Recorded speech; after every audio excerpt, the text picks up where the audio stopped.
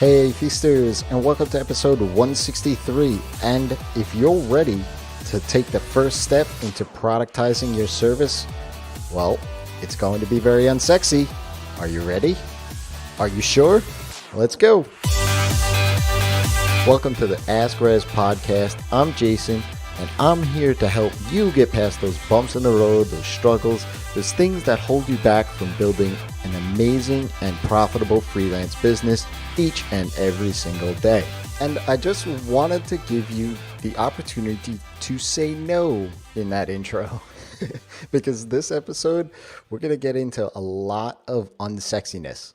It's all about documentation because that's the first step into productizing your service, especially if you really want to do it well.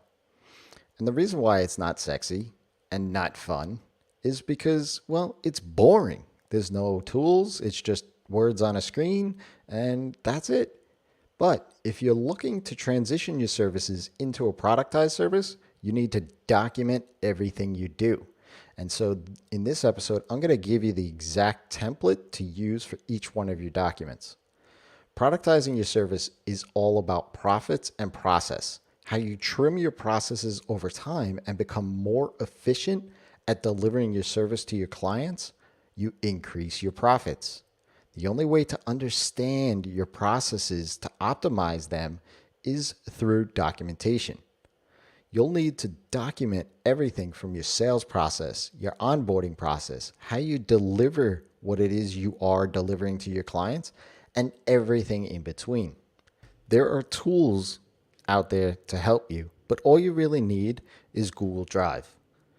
This will allow you to share documentation with your team, or even if you are by yourself, you can see your documentation anywhere on any device. Please note that when you start documenting, it's going to add time to whatever task you are doing because you'll be taking screenshots, copying, pasting things, and bouncing back and forth between windows and tabs. But there's no better time to start doing it than today. On the very next thing you do for a client, open up a brand new document and create yourself a few sections. The first section is the why. Why is this document important? You'll want to say in a few short sentences the importance of this process to your business and your client's business.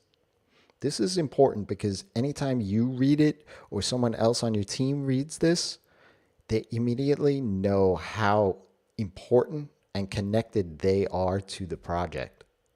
The next section is titled Screencast. Here you want to drop a link into the screencast here, and I'll expand on this here in a moment. But that's all it is a link to the screencast. The next section is the process. List out in a step-by-step process everything that it takes to complete the task at hand. Include screenshots, URLs, tips that you know about a certain application that maybe somebody else doesn't know and how to navigate those. A good trick I learned was to write this document as if my grandmother was going to read this. Would she be able to go through this document and get the thing done? The final section of the document is just item of note. This is the final piece to your document. It's just one sentence at the end to hit home how important this is to the overall process of the project. Yes, it may seem repetitive, but with long documents, we can sometimes want to skip steps and just get to the bottom and finish the thing. This statement is bolded, underlined, and it's going to reinforce the why statement, which is at the top, and be a reminder for you and your team of all the steps needed and why it's important. Now, I alluded to it early on about the screencast. This I've found to be the quickest way to document any task that I do. Just pull up something and record it. You could create a recording using any number of tools. ScreenFlow for Mac, Camtasia for PC, even Loom on the web browser now allows you to record your entire screen. These tools make it super simple to save the file, and then you can just have it transcribed. Look, that's the easiest and quickest way that I know on how to create these documents, because talking is much easier and faster than typing. Having it transcribed for you will allow you to then essentially go back and just add the bullet items and screenshots and links into it. You can get these videos transcribed by using a tool like Rev.com. And now at the time of this recording, it's like $1 a minute. So for 5 minutes, $5, you essentially can have your entire process documented and written up and ready to go.